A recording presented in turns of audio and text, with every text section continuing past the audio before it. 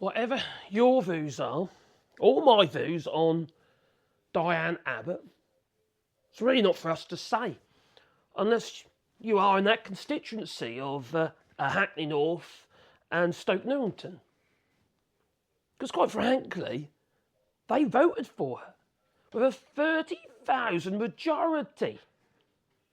And why is that? It's because she's hard-working. She's a hard-working MP. Yes, she's made a lot of gaffes. But to be fair to her, she's had to work twice as hard as anybody else to get where she is. So she had twice the opportunity to make those gaffes. Well, okay, I'm no fan. And what she did last year was disgraceful. Comparing, oh, crikey, racism for black people, the Irish and gingers. It wasn't conducive to get a good rapport from the British public. No, some people probably agreed with it, to be fair. I thought it was disgraceful. Yes, it warranted her apology, and she made a prompt apology. It also warranted an inquiry. But, quite frankly, what a flipping hack job. Now, the only reason we're hearing about this now is because Rishi Sunak has announced a general election on Independence Day. Keir Starmer, in his wisdom, if you can call it that, has kicked that can down the road, into the long grass even, for as long as he possibly could. But now, I think it's this week actually, the nominations have to be put forward as a deadline. So he had to come clean. Well, he hasn't actually come clean actually. He's trying to make out the inquiry only finished last week. No, it didn't. According to whistleblowers, it was in December last year. It concluded. So they kept this quiet for this long. 5 odd months later. Nearly 6 months later. That's disgraceful. It's dishonest. Now, I've said to you before that I'm sort of longing for honesty, and because I can't stand lies. I'm sure you don't either, but I'm not going to make excuses for them. I just will not make excuses for liars, cheats, the deceit, fake integrity, like Rishi Sunak, and now Keir Starmer. We're trying to tell us that he doesn't know what the conclusion is regarding Diane Abbott, even whether or not she was allowed to stand or not. Yes, she's got her whip back. But she hears through the grapevine, not directly, that she's not allowed to stand as an MP. Yet she managed to win a 30-seat majority because she was a hard-working woman who, quite frankly, is the first black woman to get in Parliament. I think it was at 1987.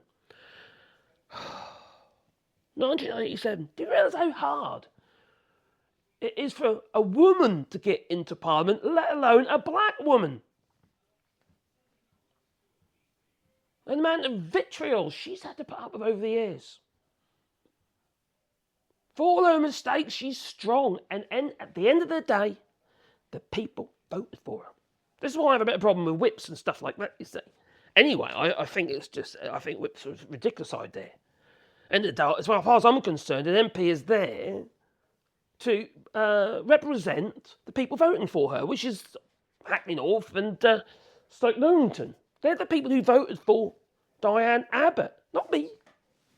I'm not in that constituency. That's where you get democracy. That is democracy. But no, we have whips. You whip them into line and what have you to vote in line with the party. Half the time they don't believe in it. They just do as they're...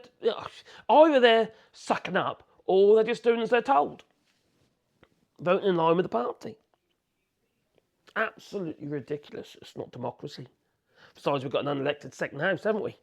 That's no democracy. That's ridiculous. Absolutely ridiculous.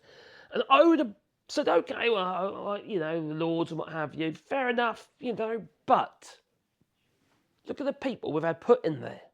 For flipping, we got Lord of Siberia, for God's sake. It just makes a mockery of the whole thing. And then obviously Andrew Jenkins and that ilk. David Cameron, for instance, he's a flipping Lord because he's not an MP, and they want to use him as, you know, an emissary, I suppose, foreign secretary. It's just ridiculous. Absolutely ridiculous. This isn't democracy. It's not moral. It's not correct. There's no integrity in that. And although they'll be voting Labour because they're not Tory. Okay, they're Tory light, but you know, they're not Tory. They're not the Reform Party. And what other choices do we have? So my local elections would be Broadland, and for me would be Norwich North. So I'm going to be voting Labour. You know, because it makes more sense. Otherwise, I'd be voting Green. I've said so many times before, I'd be voting Green. Which it actually hurts. It hurts not being able to vote in what I believe in.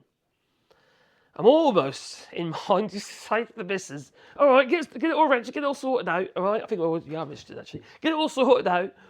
We've got our IDs and stuff. We'll do postal vote anyway. But I said, you vote for whatever you... I know what she's going to vote for. It's going to be Labour. But, you know, you vote for whatever you like on my behalf, just so I can sleep at night. She can be my proxy. Oh, dear me. It just feels wrong. Voting for something you don't really believe in. And I want to believe in Labour, but I've been disappointed by them so many times. And it's usually because of a lack of integrity. A lot of dishonesty. You know, and it seems to me that they're quite happy to oust a black woman who has got a big following, who has got support, hence the 30,000 majority, yet we're happy to embrace a fascist and a sex offender sympathiser, such as Natalie Elphicke, for instance, and others.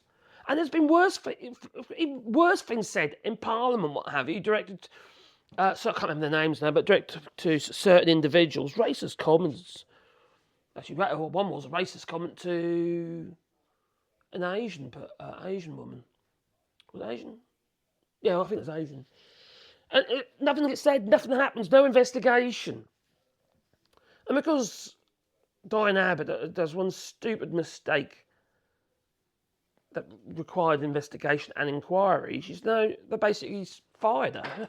You know, all intents and purposes. You know, it's I do find it a little bit painful, to be honest. I really do. And it's kind of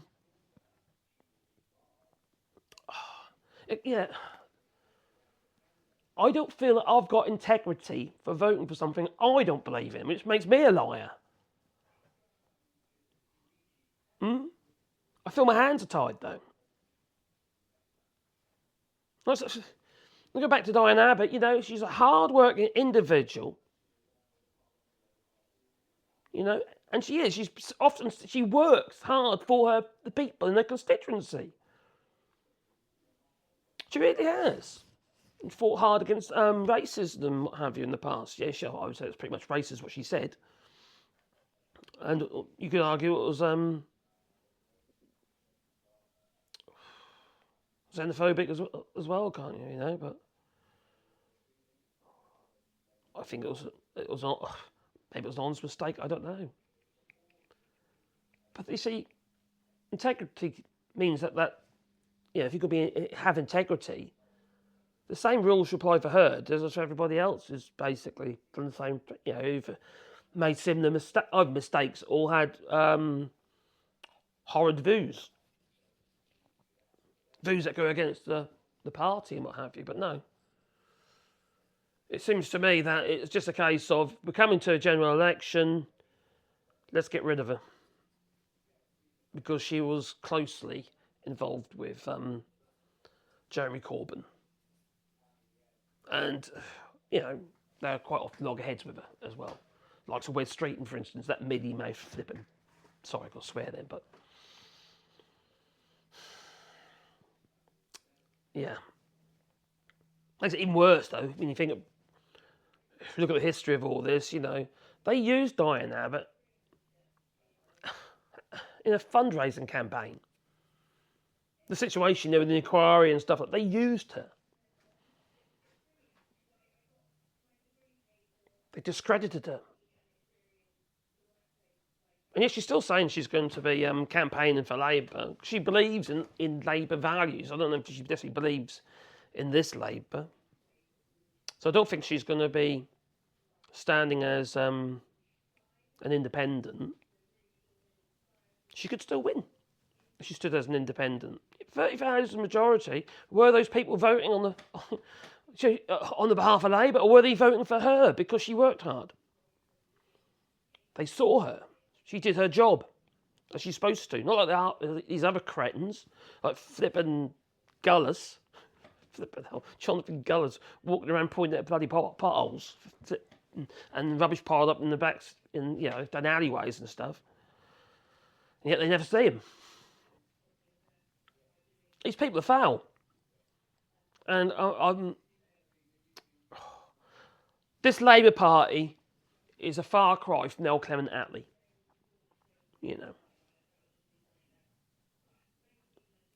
Far cry. And I think it makes them look weak, quite frankly. Now, you should do the right thing for the sake of doing the right thing. No matter what the consequences of that is. That is just a consequence. If you upset a few people by doing the right thing, you would hope that, okay, maybe it was the right thing, now I support you. Instead of just telling them what you think they want to hear. That's tribalism. That's all that is, tribalism. Dunning-Kruger effect and all that. This inquiry was a flipping scam. Two-stage inquiry, and the day it was down to flipping Keir Starmer anyway. Even whatever the outcome of the inquiry, they found out, okay, fine, she's okay now. Give her a whip back and what have you. You say, well, bugger it. We're not having it. No, don't want it back. That's not for him to say, really. It's down to the people of Hackney North and Stock Newington. The people that she worked hard for. And also, to be honest, she worked very hard against racism. within Parliament, it seems about oxymoron now, but in Parliament. She was a hard-working MP. Whatever you think about her and what have you, and I'm no fan. I'm not trying to, blow her trumpet or anything like that. She made some stupid flipping mistakes. But it's not for us to say. It's not. It really is not. And the other sad thing is she would have been the mother of the house in the next Parliament as well. Which I think is something's been taken away from her.